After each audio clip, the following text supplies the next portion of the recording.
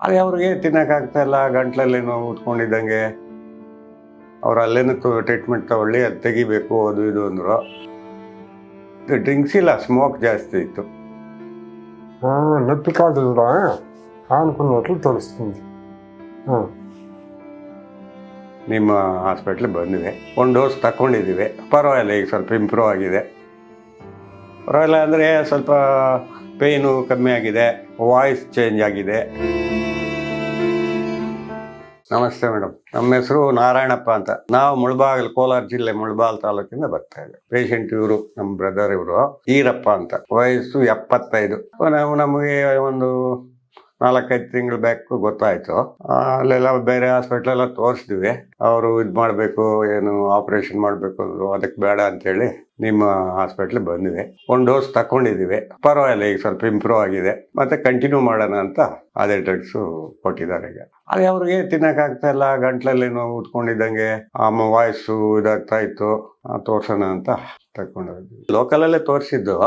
ಆ ತೋರಿಸಿದಾಗ ಅವರು ಮೆಡಿಕಲ್ ಕಾಲೇಜ್ ಬರ್ಕೊಟ್ರು.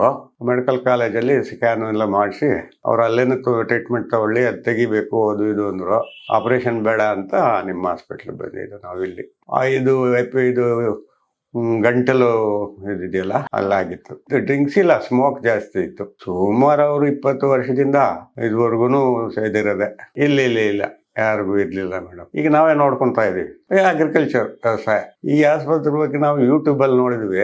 ಮತ್ತೆ ಬೇರೆ ಫ್ರೆಂಡ್ಸು ಬಂದೋಗಿರೋರು ಹೇಳಿದ್ರು, ಇಲ್ಲೋಗಿ ಅನುಕೂಲ ಆಗುತ್ತೆ ಅಂತ. ಪರವಾಗಿಲ್ಲ, ಅನುಕೂಲ ಆಗತ್ತೆ.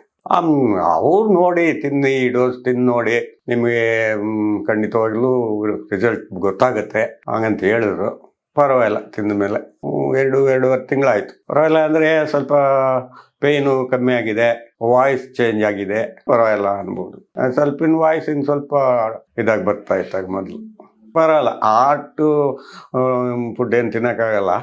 ಸ್ಮೂತಾಗಿ ಸಾಫ್ಟ್ ಫುಡ್ಡು ತಿನ್ನಬಹುದು. ನೀವು ನೋಡೋಣ, ಈ ಡೋಸ್ ತಿನ್ನಿ, ನೆಕ್ಸ್ಟು ಸ್ಕ್ಯಾನ್ ಮಾಡಿ ಚೇಂಜ್ ಮಾಡೋಣ ಅಂತ ಹೇಳಿದ್ದಾರೆ ನಿನ್ನೆ. బాగున్నామమ్మా.